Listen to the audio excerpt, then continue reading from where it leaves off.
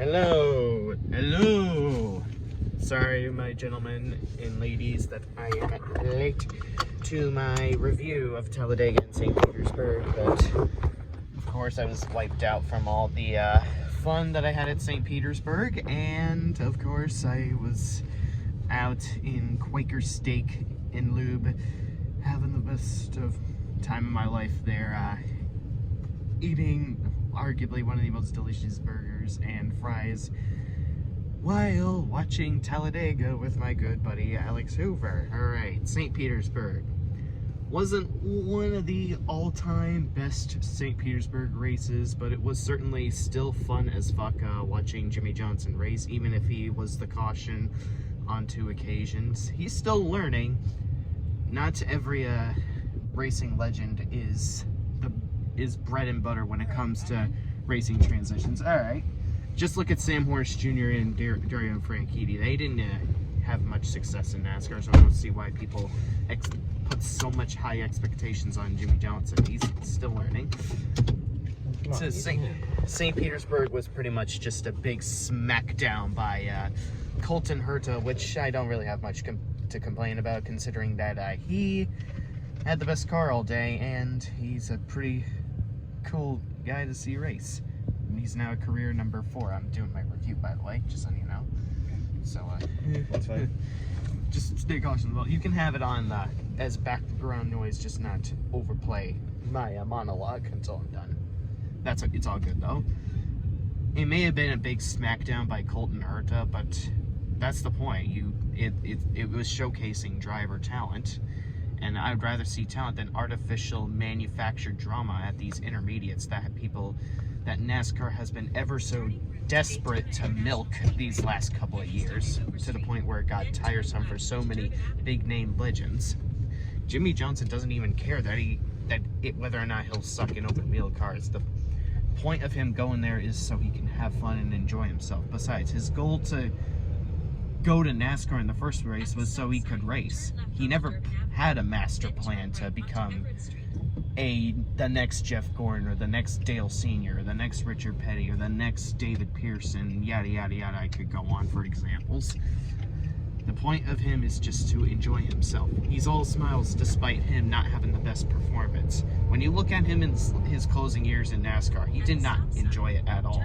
He did not enjoy how poorly done the aerodynamics and the racing packages were done to those stock cars, because it definitely was far from his style.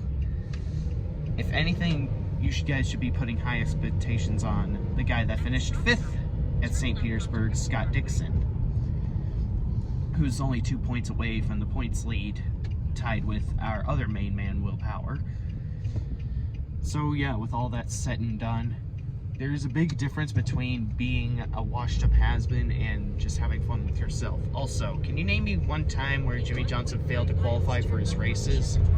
Richard Petty on 4 occasions did that in 1989. 4 occasions. Do I have to stress it? Okay. Since you guys are smart enough, as smart as you claim you are, I'll probably just leave it there, and if you guys continue to oversee that point, you're just as idiotic as I thought. Anyways, Talladega, which is what me and this guy saw at Quaker Steak and Lube. Hey guys, what's up? It was just flat out pure Talladega racing, a lot of pack racing. There was one point where it was a single file cringe train where it was yawning inducing, but that only lasted for just a few laps, which really isn't any much of a deal breaker, which the only reason why is because Ryan Blaney was in a dire situation to get that duct tape off his grill, which really overheats the engine, and it was successful when he got right behind Eric Almirola to get it off.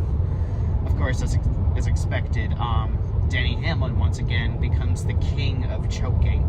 I thought Chase Elliott was notorious for choking in his time in the 24 car. Good God, look at Denny Hamlin. Even if he's having the statistically best season of his career, he just can't get away with, he can't just escape the choking dry spell of his.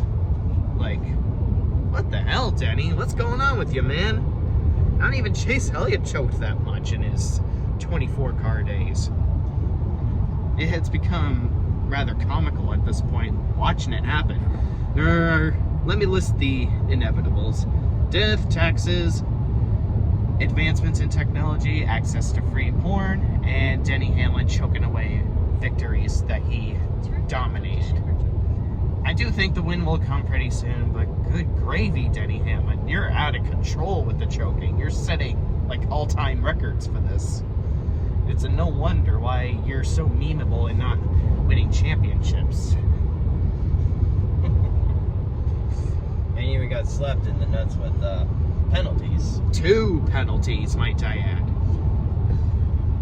Yeah, entering the pit, I think too fast, speeding on pit road, and I believe entering too fast.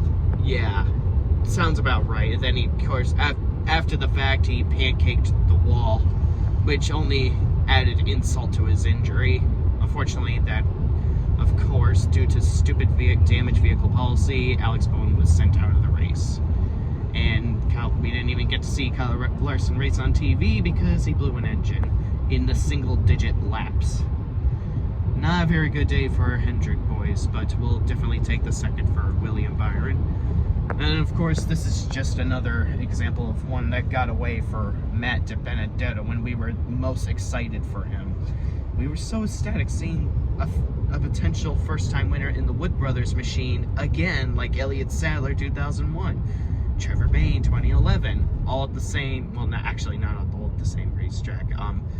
It was Elliott Sadler Bristol 2001, Trevor Bayne at Daytona 10 years ago, and of course our beloved Ryan Blaney at Pocono.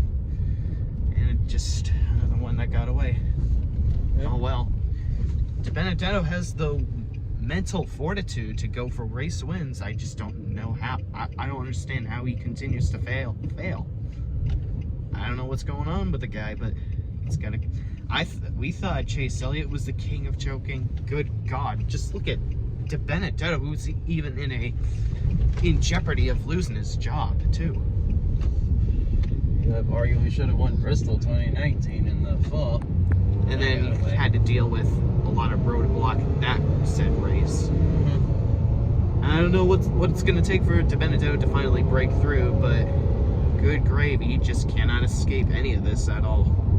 I have to see. I don't know what it's gonna be the race where he finally breaks through, but it's gonna be fun watching his determination. So yeah, it was all out pure Talladega racing. Minimized most of the big ones. It wasn't an absolute crashing gallery, even though a lot of people will pinpoint Joey Logano's big flip as a reason why to rewatch this race, but I honestly beg to differ. A lot of people are going to use that example of why we should not race at Talladega and Daytona. Well, hate to tell you guys, but they're not going to stop racing at those tracks because, first of all, plate tracks are already too popular enough as it is, to a point of a sellout crowd to the like Bristol, Richmond, well not Richmond, but it can get very close in Martinsville. So for them to get rid of the track would be a very stupid idea on their part financially, because obviously it has become notorious for exciting finishes, exciting passing for the lead, exciting pack racing, exciting ballsy moves, yada yada yada. The mere mention of that track, those tracks' names always give people great shiver down their spine on potential violent crashes. But violent crashes happen at any track no matter what. It wasn't too long ago that Eric Almirola got injured at Kansas. Do people not forget that Kansas seems to be the Talladega of intermediates? Because I certainly quiver with fear whenever we come to that track. Even since day one, we've had constant violent crashes there. Sterling Marlin even had his neck broken when we went to Kansas the second time. So why not just get rid of Kansas if that's the basis we're going by? I understand. Flip crashes, flips in the fence on a almost yearly occurrence, it seemed a bit problematic, but it's gonna happen. It's a part of racing. It's inevitable, and there's not much NASCAR could do other than to enhance the roofs of the stock cars. Just enhance the roofs of the stock cars for the Gen 7. Just enhance maybe even the catch fence where it can give a lot more of a strong absorbance against the impact. Just even make the helmets stronger. Just find some scientific ways to make the roofs of the cars, make the helmets, make the fences stronger, so we won't have another Ryan Newman incident. I understand where Joey Logano is coming from, and I have my full respect for him, but it's not. But when it comes to leaving the super speedways, it's, hate to break it to you guys, I hate to be the bearer of bad news. Well, it's not really bearer of bad news, but it's not going to happen. All they could do is just make the roof of the cars stronger and the fences stronger, so no fan would have to risk a limb or two when selecting the front row. So yeah, all around great Talladega racing. Congrats to Brad Keselowski. Really wish it was one of the underdogs that was about to win so we could have more diversity in winners, but it is what it is. We at least have a new winner of 2021. 9 out of 10 of the races so far, there have been different winners, so that looks quite stellar, if I were to be honest. Spices up the NASCAR season. So far, this NASCAR season's, to say the very least, not great, not terrible. This is about as decent of a Talladega or super speedway package as it could get. So 9.7 out of 10 I would give this Talladega race. Hope you guys enjoyed my review. Take care, have a nice day while we head off to the Daytona Museum.